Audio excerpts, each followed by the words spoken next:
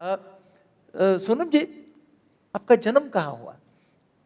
जन्म मेरा लद्दाख के एक छोटे से गांव में हुआ, जो कि लेह शहर से 70 किलोमीटर दूर है और जहां पे सिर्फ 3 या 4 घर थे। अच्छा, बहुत ही छोटे। हाँ। और आपका बचपन कैसा था, उसके बारे में हमें बताएंगे? विचित्र था, अनयूजुअल था मेरे ख्याल से। जैसा मैं आजकल के बचपनों को देखता हूँ तो ज़रा अलग था, क्योंकि पहली बात तो मैंने कहा 4-5 घर थे उस गांव में, तो जाहिर है विद्यालय नहीं थे। अब लोग इसे एक कठिनाई मानेंगे कि बिना विद्यालय का गांव, कितने बेचारे बच्चे। मैं तो इसे एक बहुत बड़ा सौभाग्य मानता हूँ। वैसे भी जीवन में मैंने एक बात सीखी कि जो जो आपकी दुविधाएं हैं वो आपको उतना ही बनाती हैं जितनी आपकी सुविधाएं बनाती हैं, अगर आपको उनसे फ़ायदा लेना आए तो। तो ये बहुत सौभाग्य की बात हुई कि मेरे गांव में कोई विद्यालय नहीं था, और जहाँ मेरे साथी और गांव के जहाँ पे विद्यालय थे वो उर्दू और अंग्रेज़ी और डरावने शिक्षकों से जूझ रहे थे। मैं खेल रहा था पेड़ों पर, तो पर्वतों पर, कहीं सिंधु नदी में डुबकी लगा रहा था। मैं कोई 8.5 साल तक विद्यालय नहीं गया, अच्छा, स्कूल ही नहीं गया। अच्छा। और ये सबसे अच्छी शिक्षण हुई मेरी। तो फिर आपकी और स्कूल की मुलाकात हुई कि नहीं हुई? बदकिस्मती से हुई। हाँ, बहुत ताज्जुब के तरीके से हुई। तो 8.5 साल तक मैं स्कूल नहीं गया, मगर मेरी माँ मुझे घर पे पढ़ाने लगी। बहुत सौभाग्य इस बात की है कि मुझे डरावने स्कूलों, जो जिस उम्र में बच्चे के मस्तिष्क की संरचना होती है, उस समय आप डर से भर दें बच्चे के दिमाग को तो वो प्रगति नहीं कर पाएगा। तो मैं तो खेलता रहा और सुबह शाम मेरी माँ मुझे अपनी भाषा में सिखा पाई। शायद मैं लद्दाख में बहुत ही कम लोगों में हूँ जिन्हें अपनी भाषा में सीखने का अवसर मिला, क्योंकि हम एक अल्पसंख्यक हैं लद्दाख में। तो लद्दाखी का कोई अस्तित्व नहीं था स्कूलों में, विद्यालयों में। और उस तरह से थोड़ा बहुत पढ़ते पढ़ते फिर उसके बाद मेरे एक चाचा जी थे, वो मुझे ले गए, कहा कि अब इसे पढ़ाना चाहिए। और ये भी बहुत रंगीन कहानी है। वो मेरे चाचा जी मुस्लिम थे और फ़कीर से थे थोड़े, तो वो मुझे अपने साथ ले गए, कभी इस गांव कभी उस गांव, और वो मुझे पढ़ाते कुछ अलग ही तरीके से थे। कभी वो दुकानों के बोर्ड से मुझे पढ़ाते थे, उर्दू या हिंदी या अंग्रेज़ी। कभी मुझे वो रेडियो सुना के उससे पढ़ाते थे। और अजीब सा वो था परवरिश। वो एक तरफ कुरान शरीफ पढ़ते थे सुबह, और मुझे साथ में रख के बुद्धिस्ट जो स्क्रिप्चर्स हैं, पाठ हैं, वो जपने देते थे। तो इस अच्छा। तरह का सा बचपन रहा। और फिर उन्होंने मुझे दूर दूर के, सीमा के दूर दूर के, खारदुंगला के उस पार के छोटे छोटे गांव में फिर 3 महीना यहाँ स्कूल भेजा, 3 महीना वहाँ स्कूल भेजा। और शायद मेरी मस्तिष्क की विकास अच्छी थी, तो 3 महीनों में मुझे एक स्कूल ने पहली से दूसरी कक्षा में डाल दिया, दूसरे में डाल दिया तो तीसरी कक्षा में डाल दिया। 6 महीने में मैं तीसरी कक्षा में होके वापस आ गया। 9 साल की उम्र में तीसरी कक्षा, जो कि परफेक्ट है। और लेकिन वो दौर तो आपने पास किया, आपने 10वीं भी पास कर दी।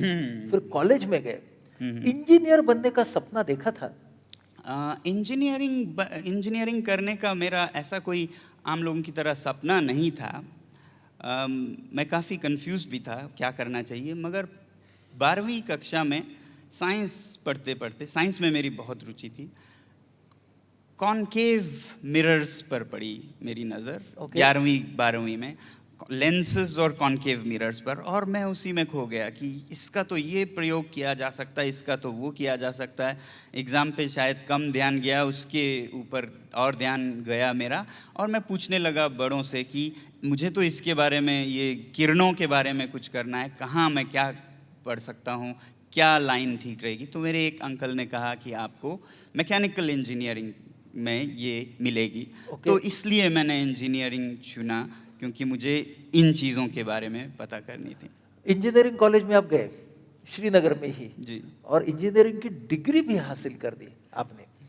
लेकिन ये अर्थ आर्किटेक्चर जिसमें आपने पोस्ट ग्रेजुएशन किया, ये सब्जेक्ट आपको कैसे मिला या आप उस सब्जेक्ट को कैसे मिले?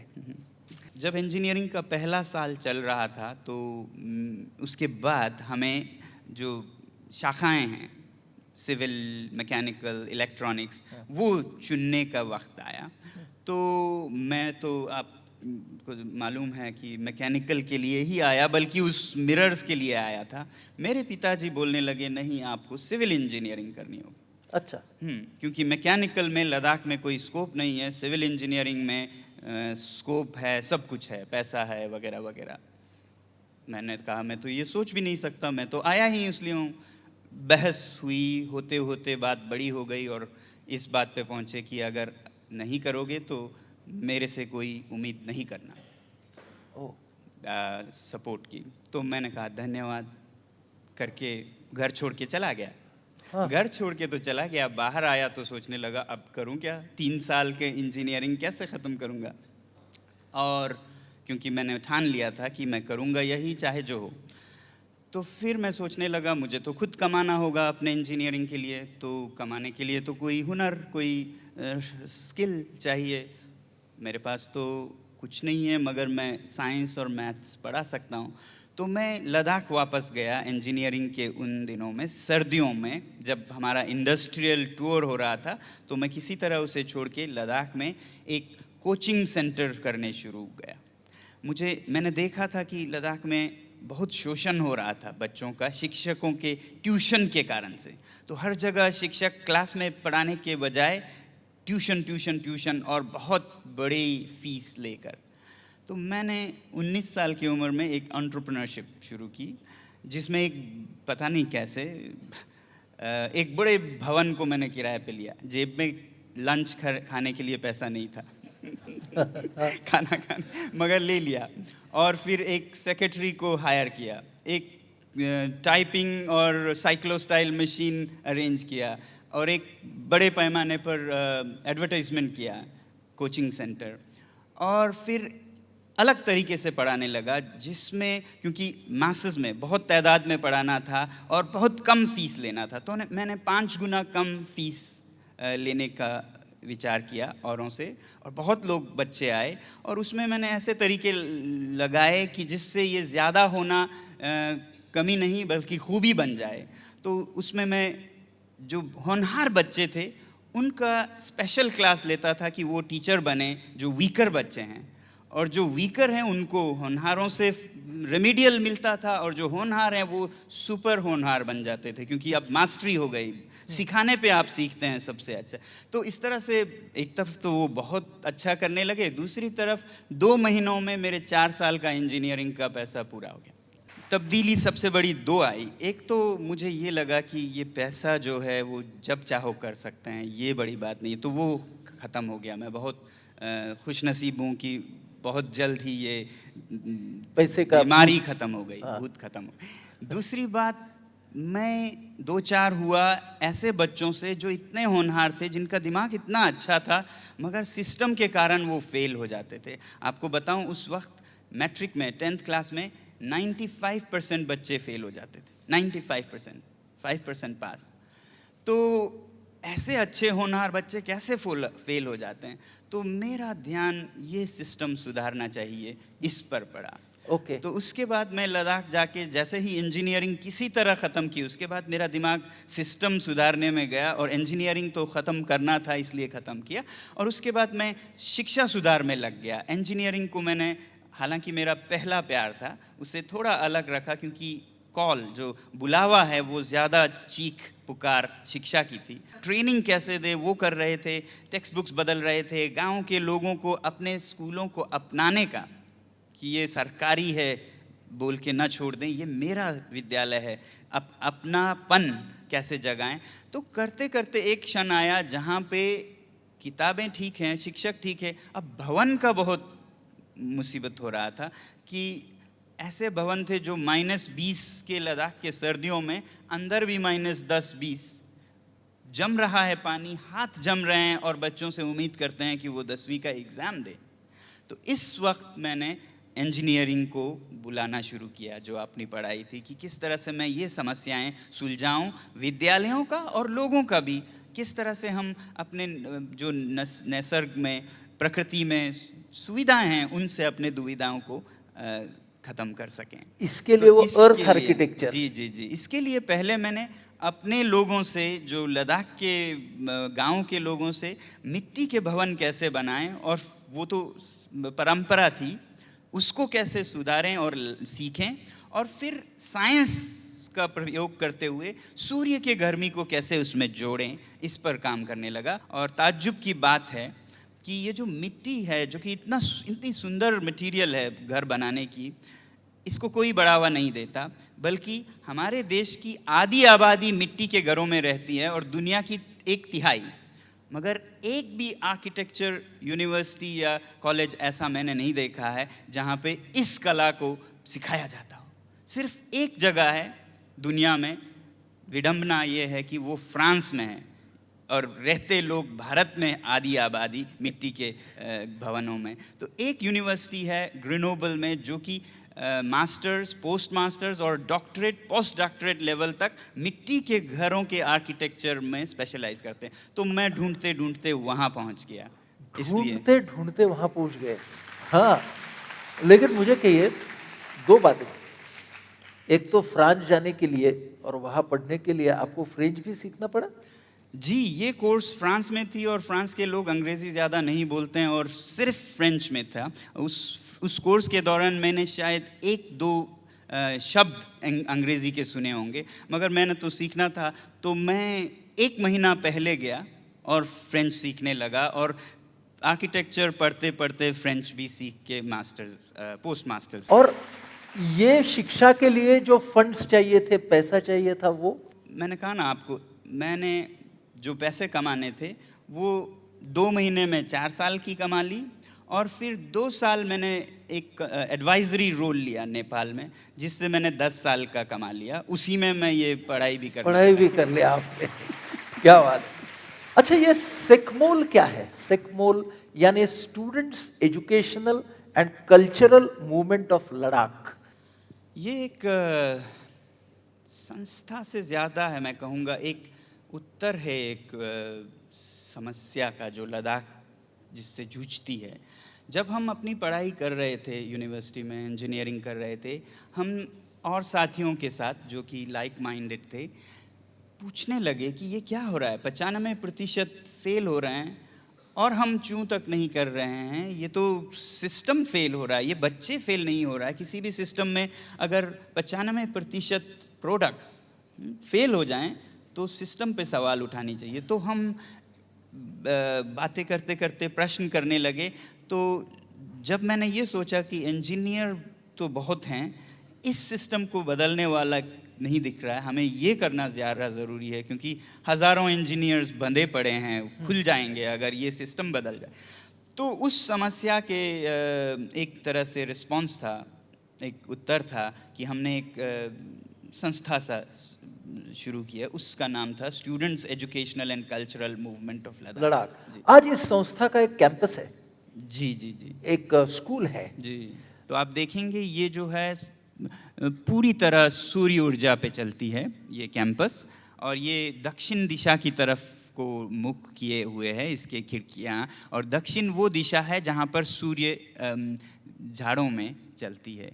आपने अगर ध्यान दिया हो तो सूर्य दक्षिण पूर्व से दक्षिण पश्चिम की तरफ जाती है, दक्षिणायन कहते हैं। जी जी जी जी। और गर्मियों में फिर वो सिर के ऊपर से उत्तरायण होता है।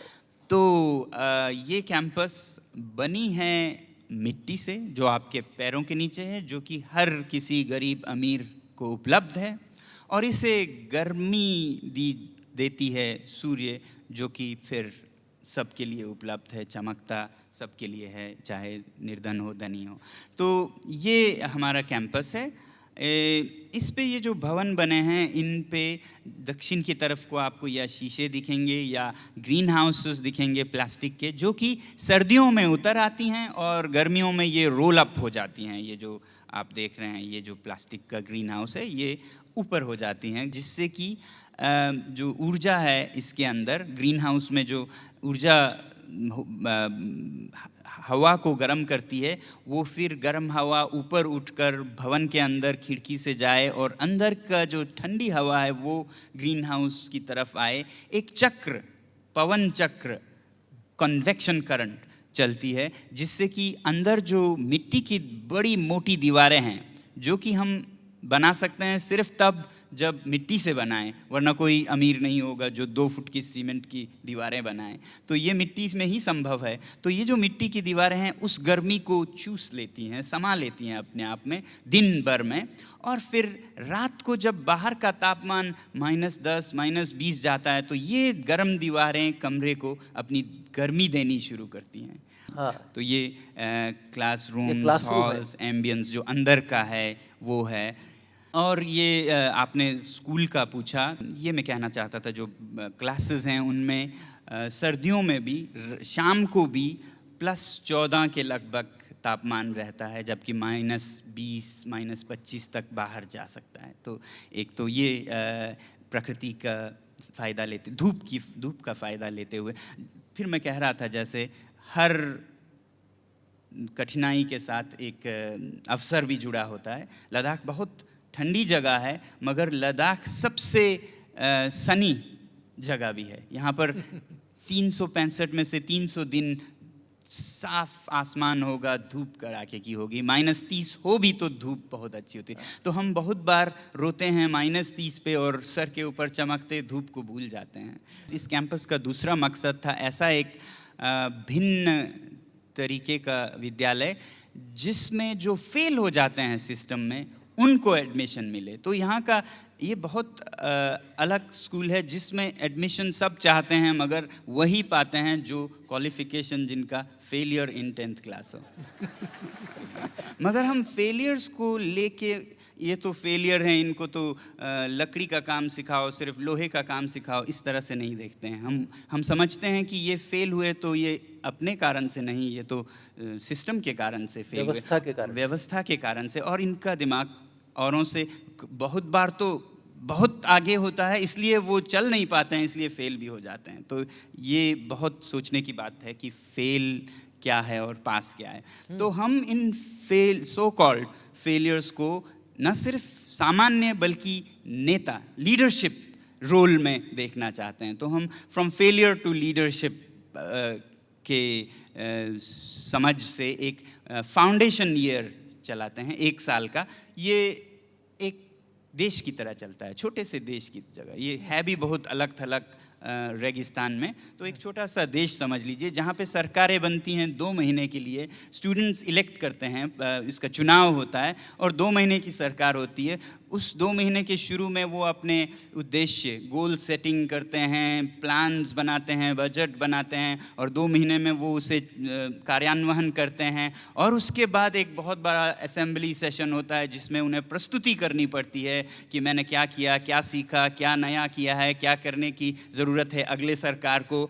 तो इससे उनकी लाइफ स्किल्स, जो planning, goal setting, execution, in communication, reporting, accountability, ये सब वो करते करते सीखते हैं और इसी के साथ कैंपस चलता है।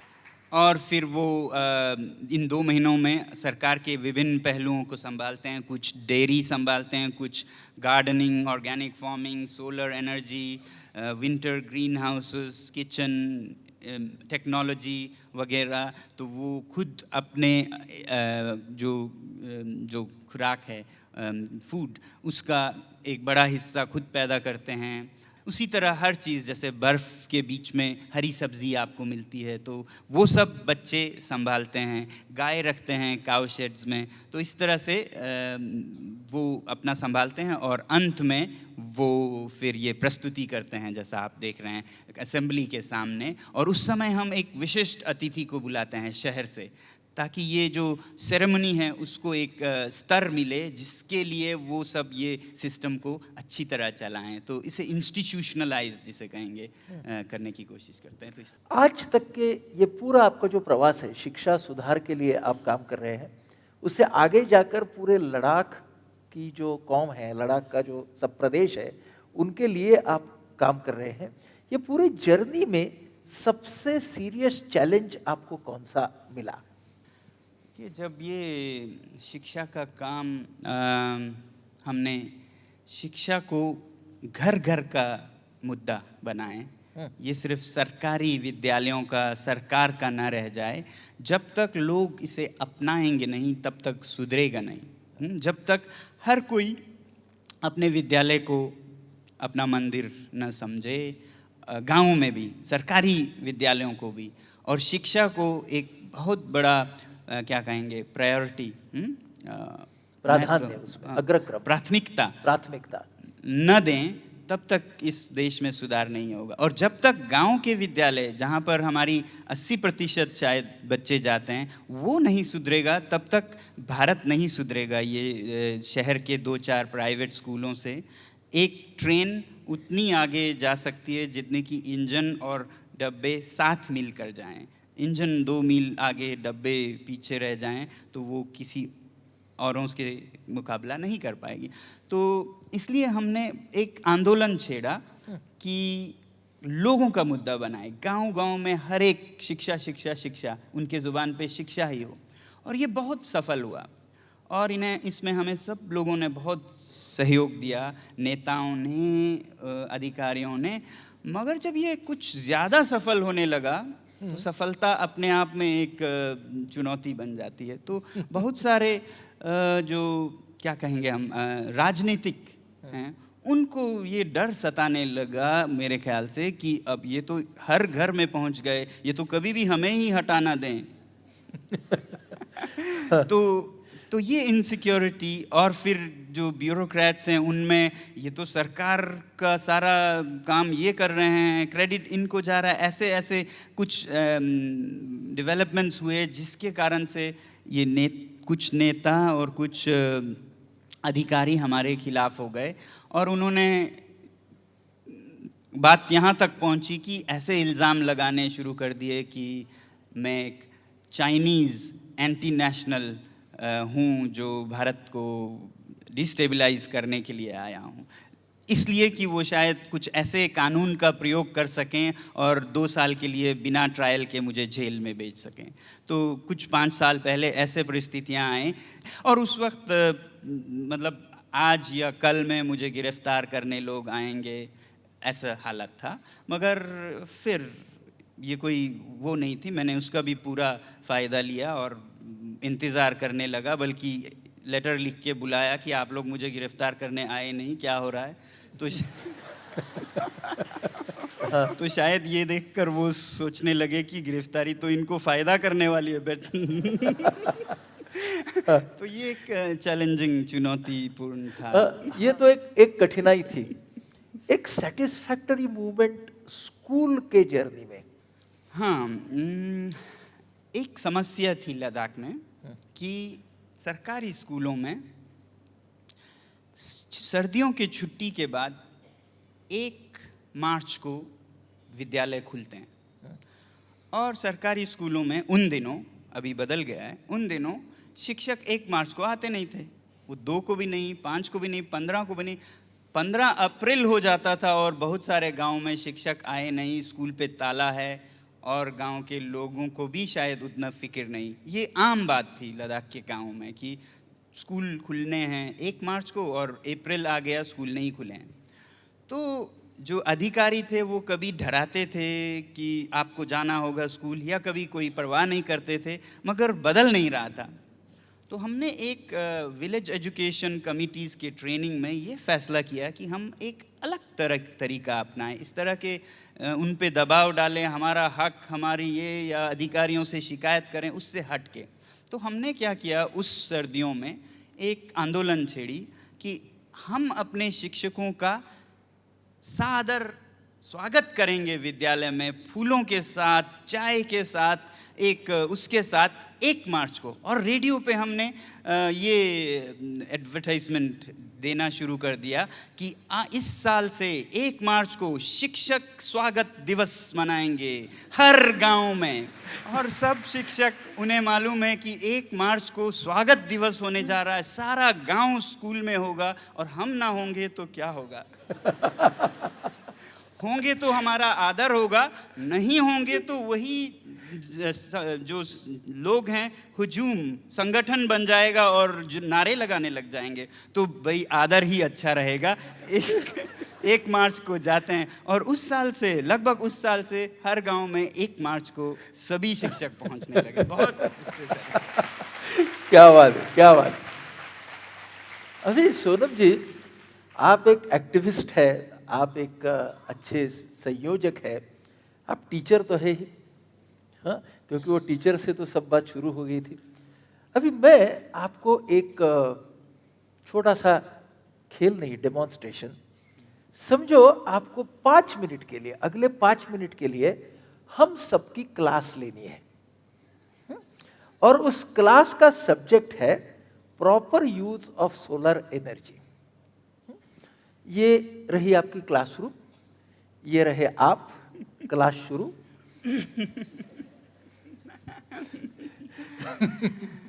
नमस्ते। नमस्कार। तो आप चाहते हैं सूर्य ऊर्जा, उसमें भी सूर्य प्रकाश, सोलर लाइटिंग पे एक हम क्लास लें।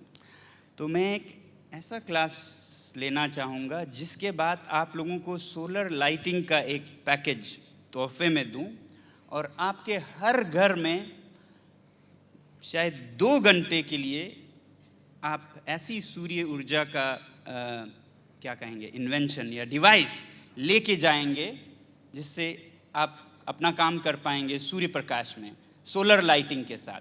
ठीक है, ऐसा तोहफा आपको पसंद होगा मेरे ख्याल से। हाँ? बिल्कुल।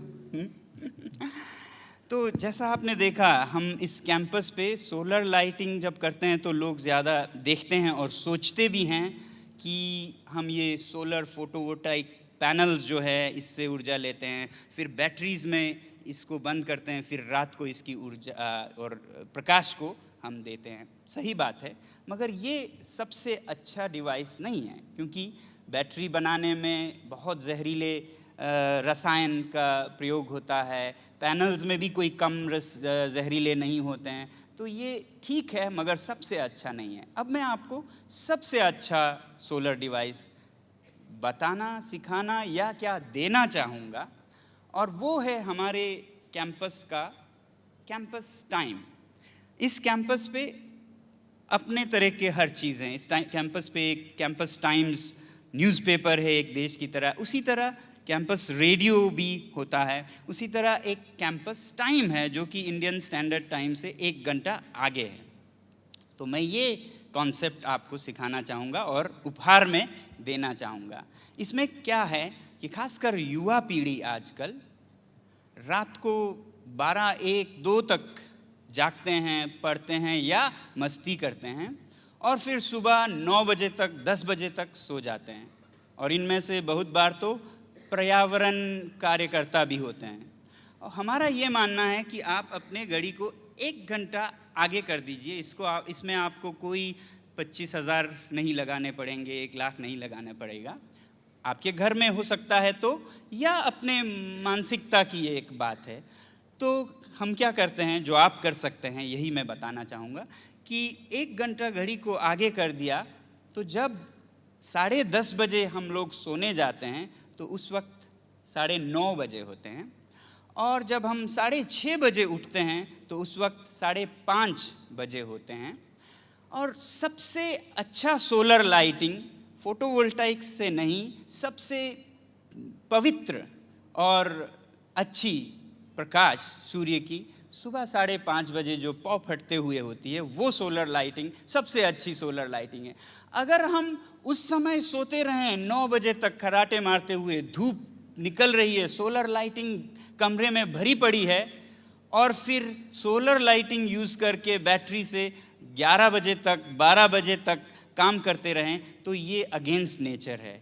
ये हम एक तरफ समाधान पे मिट्टी पानी फेर रहे हैं और एक समस्या बनाकर उसे फिर सुलझा रहे हैं रात को।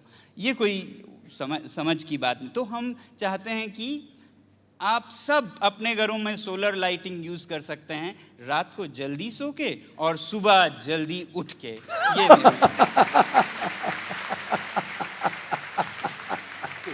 आजकल आप कौन से प्रोजेक्ट पे काम कर रहे हैं? कई सारों पे कर रहा हूँ, मगर एक जो जिसमें मैं कुछ ज़्यादा ही जिसके बारे में सोचते सोचते सुबह उठता हूँ और शाम को सोता हूँ, हाँ, बताइए। तो वो आजकल है एक कृत्रिम आर्टिफिशियल ग्लेशियर्स बनाने का, एक नए तरीके का आर्टिफिशियल ग्लेशियर्स। तो ये एक लद्दाख के आम गांव की तस्वीर है और ये नीचे की तरफ को इसका झुकाव स्लोपिंग है, नीचे की तरफ को आ रहा है उतराई में। ये हर गांव की तस्वीर है, ऐसा ही हर गांव है। और नीचे जाके आपको नदी मिलेगी, यहाँ पर सिंधु नदी। और आपको मालूम है नदी तो सबसे नीचे का course, water takes the easiest course, सबसे नीचे से बहती है और सब पानी उस नीचे की तरफ गुरुत्व के कारण, ग्रेविटी के कारण आती है। तो वो क्या है कि इन गांवों में आप देख रहे हैं ये पूरा रेगिस्तान है, 2/3 रेगिस्तान है, 1/3 शायद हरा भरा होगा। ये हर गांव की कहानी है।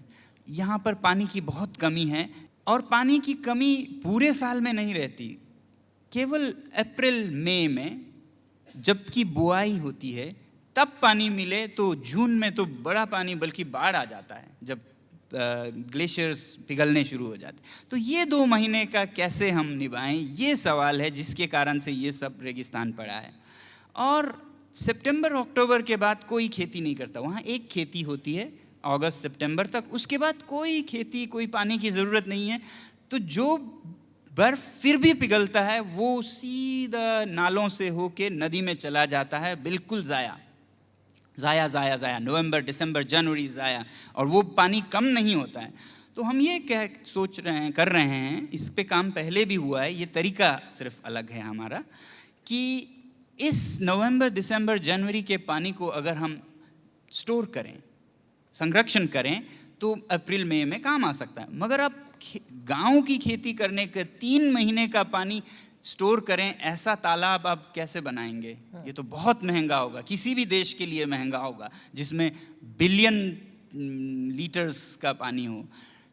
तो और जगहों पे आपके लिए महंगा होगा, मगर हमारे लिए बहुत कठिनाइयां हैं। मगर एक सुविधा है कि हम पानी को ठोस रूप में भी जमा कर सकते हैं। हमारे यहाँ पानी बर्फ़ बन जाता है, तो बर्फ़ बने तो पानी नीचे नहीं ऊपर आकाश में उसे रख सकते हैं, हम आकाश में स्टोर कर सकते हैं। ये एक इंटरेस्टिंग कॉन्सेप्ट है।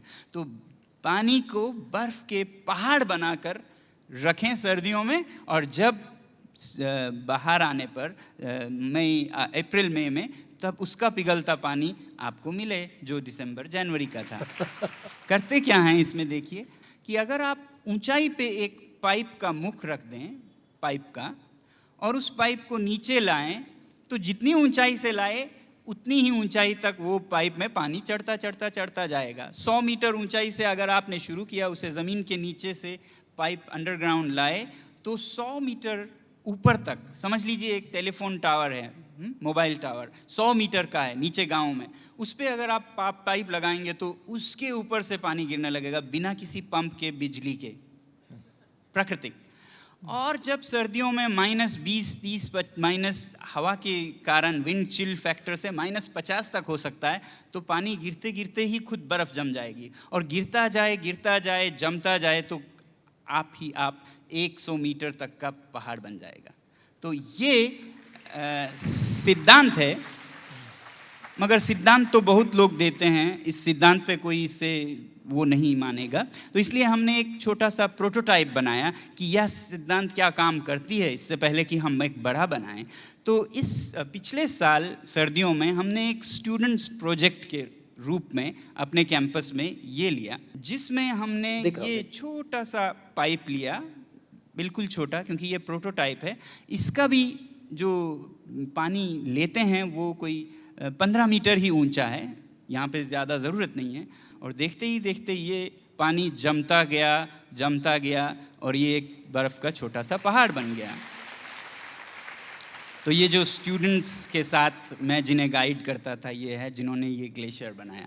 और इसका सिद्धांत ये है कि जब हम आकाश में पानी को स्टोर करें, जमा करें कोन के रूप में, तो सूरज के लिए ये मुश्किल हो जाता है कि इसको पिघलाए। अगर ये हॉरिजॉन्टली जमीन पर हो तो सूरज के हर मीटर स्क्वायर में लगभग 1 किलोमीटर की गर्मी रहती है, एक किलोवाट, 1 किलोवाट की गर्मी रहती है, तो वो पिघला सकता है अगर फैला हो। अगर छोटे से ही सरफेस में वॉल्यूम बहुत हो, तब वो सूरज की गर्मी को सरफेस एरिया चाहिए और हमें वॉल्यूम चाहिए। सूरज को एक तरह का क्या कहते हैं, धोखा देने का तरीका है, छोटे से सरफेस एरिया में बड़ा सा वॉल्यूम रखो, वो एक कोन है। मार्च अप्रैल में जो हॉरिजॉन्टल था सब पिघल गए, जो हॉरिजॉन्टली आपने देखा जमीन पे सब पिघल गया। जो ये कोन है, ये जो स्तूपा है, ये रहा और ये रहता ही गया। और ये मई 1 है, जबकि तापमान 28, 29, 30 डिग्री है, मगर ये बर्फ 1 मंजिल का मई में था, जो कि हमारा डेडलाइन था। मई जो था वो अगर उस तक ज़रा सा भी रहे तो हम इस परीक्षण को सफल मानते, मगर ज़रा सा नहीं, ये 1 मंजिल का रहा मई में। तो ये इस पर हम काम करने जा रहे हैं। क्या बात है, क्या बात है। यानी आपका प्रयोग ये तो एक कविता है।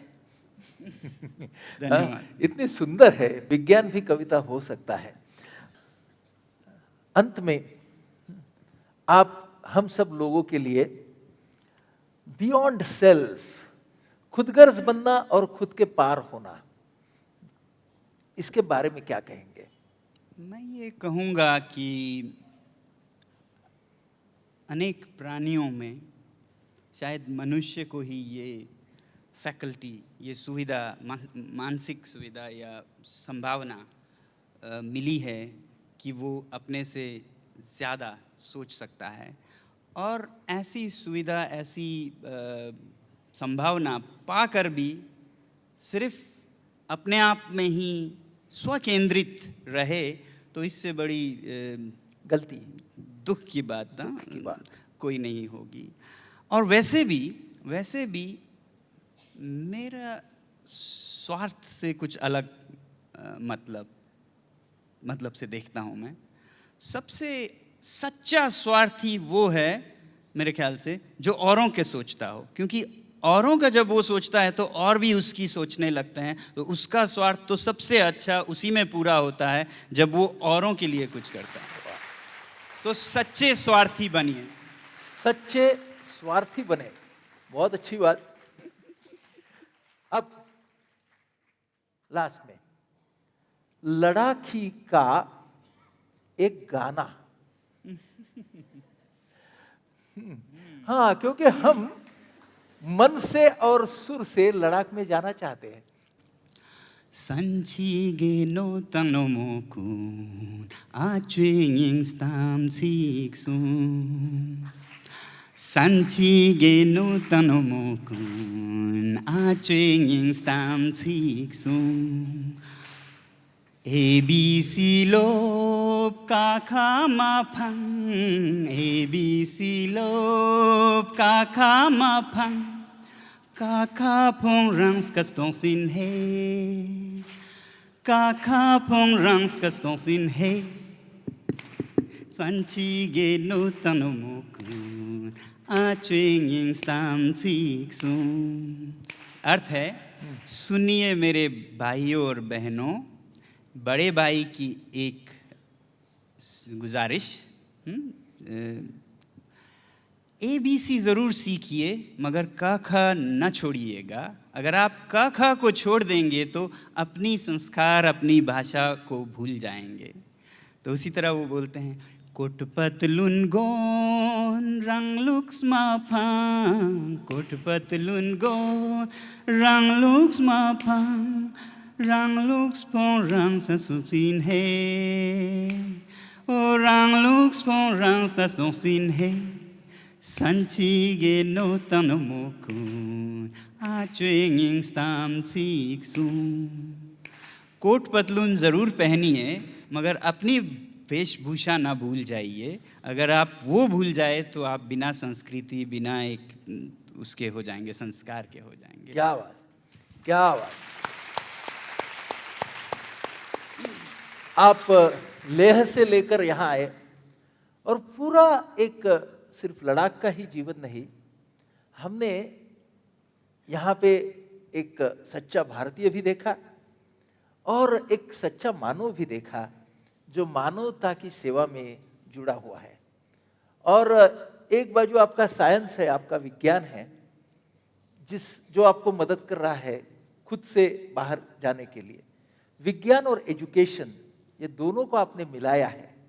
और एक बाजू साइंस, एक बाजू एजुकेशन, सबको लेकर आप पूरे समाज की उन्नति के लिए काम कर रहे हैं। आपके भविष्य के काम के लिए हमारी बहुत बहुत बहुत शुभेच्छाएं आपके साथ रहेंगी। और आप आज यहाँ आए और जिस तरीके से हमारे जीवन को आज आपने एक तरीके से बहुत रिच बनाया है। We are feeling very rich, because we have received your thoughts, right? And we would work on this richness, right? So thank you very much, Wangchuck जी। बहुत बहुत बहुत शुक्रिया आपके। अंत में मैंने आपको कहा था ना, लद्दाख में ये जो कथक है, इससे सम्मान करते हैं। और मुझे पुणे में आकर ये वेद जो प्रक्रिया है उसके बारे में जानने का अवसर मिला। और आप और आपके साथियों ने जो युवा पीढ़ी पर एक अच्छा असर डालने की ये शुरुआत की है, उससे मैं बहुत मुतासिर हुआ। और इस सम्मान में मैं आपको और सारे वेद परिवार को सम्मान